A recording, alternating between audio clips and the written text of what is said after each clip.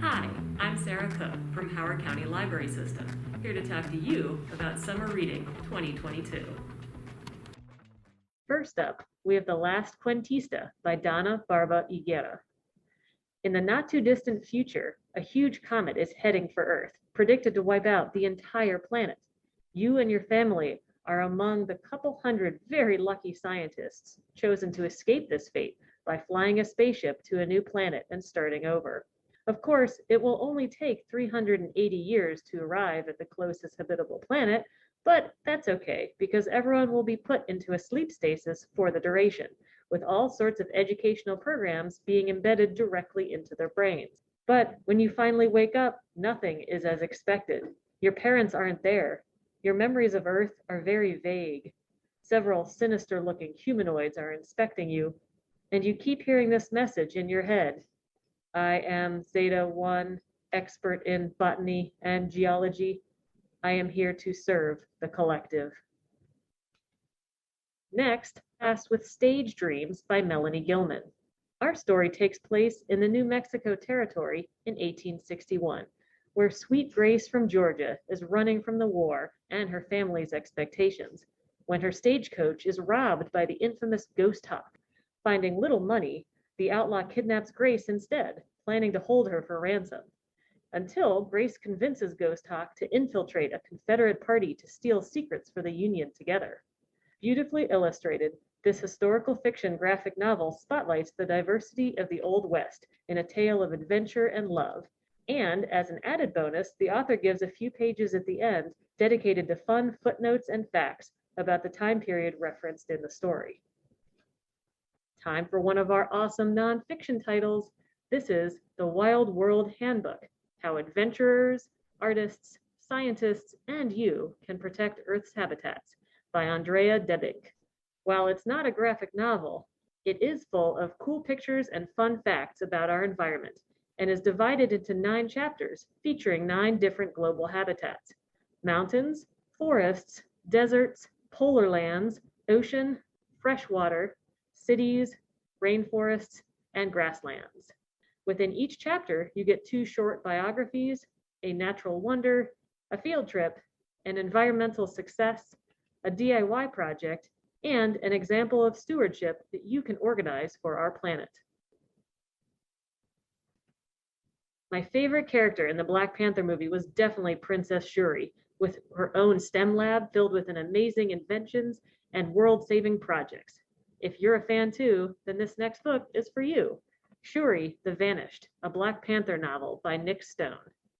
In this newest installment, Shuri finds out that many powerful and talented girls from around the world are mysteriously disappearing, and it's up to her to try and save them. But as she hacks into secret networks and intercepts hidden messages, Shuri realizes it will take all her training and experience to fight this new enemy. Will our hero solve the mystery in time and save the day, or will she disappear as well? Read Shuri, the Vanished to find out.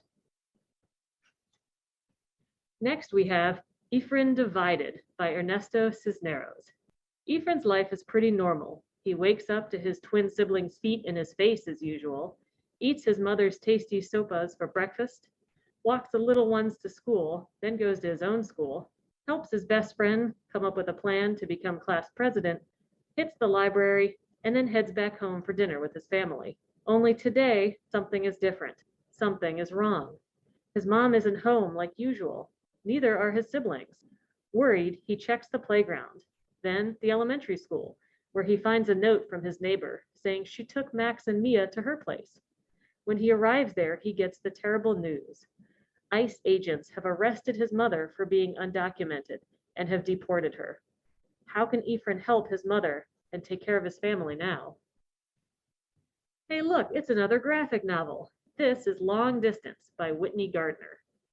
Not only have Vega's family just moved from Oregon to Washington and far away from her best friend Hallie, now they are sending her to a ridiculous summer camp called Camp Very Best Friend, which promises to help her make new friends, gain new skills, and have a wonderful summer. What else could possibly go wrong? Well, plenty actually. The counselors hypnotize the kids on the van ride to camp by singing cheesy songs. Vega's cell phone gets zero signal. The food is super gross. The kids are super weird, and the pine cones are fake. And then things start to get really strange.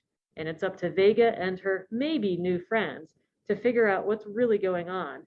Lots of surprises in this book, so get ready.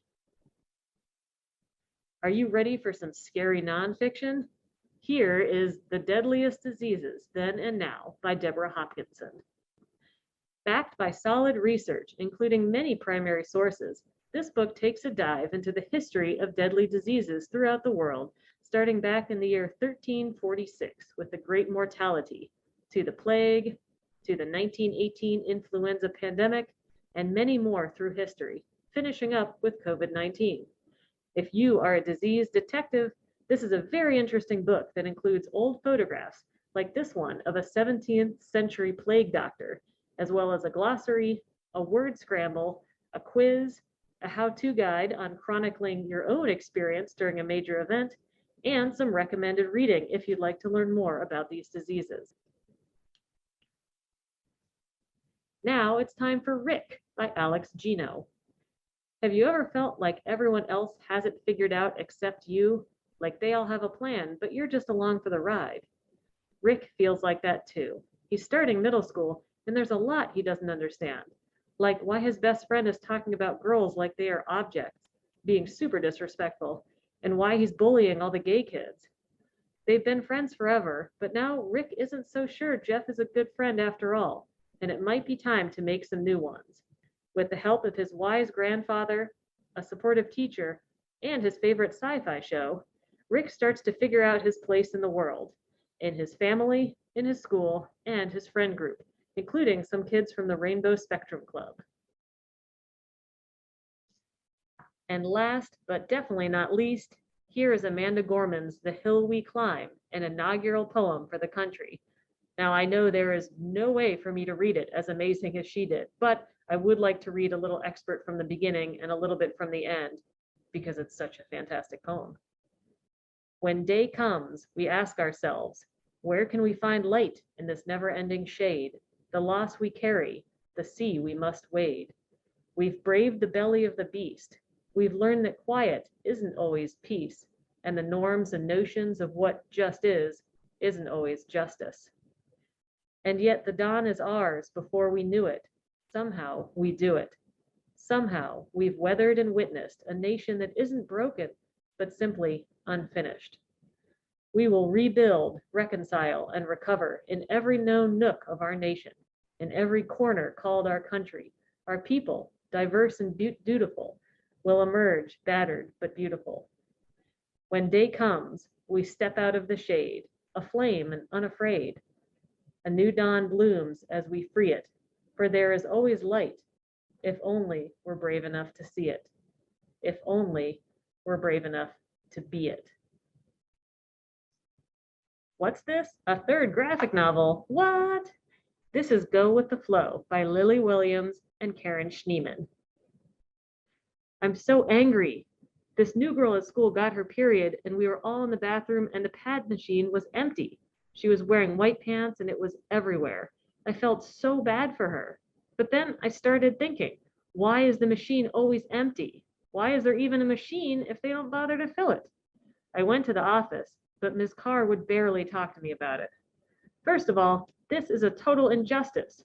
But second of all, why are people so weird talking about periods? It's natural. 50% of the population gets a period, but it's like this huge secret we can't talk about. That makes no sense. I've been reading about it since I got home. It seems the same everywhere, even worse in other countries. Nobody wants to talk about it. I wish there was a way to open the conversation. I wish periods weren't shameful. Friends Abby, Britt, Christine, and Sasha are tired of this, so they decide to fight for equality with petitions, education, awareness, and art. Can you tell we love graphic novels? This is the newest one by Molly Knox Ostertag, creator of the Witch Boy trilogy, called The Girl from the Sea. According to Celtic and Norse mythology, selkies are seals that can shapeshift into humans, but that's just folklore, right? Morgan has lived on Wilneff Island all her life and has big plans to leave after high school and move to a big city where she can truly be herself. It's stifling at home in a small town where everyone knows everyone else's business. And her mom is sad all the time, and her little brother is kind of a jerk after their parents' divorce. Even her group of friends seems like they don't really know her anymore, and they are all growing apart. But then, one night during a storm, a mysterious new girl named Kelty saves her from drowning, and things will never be the same.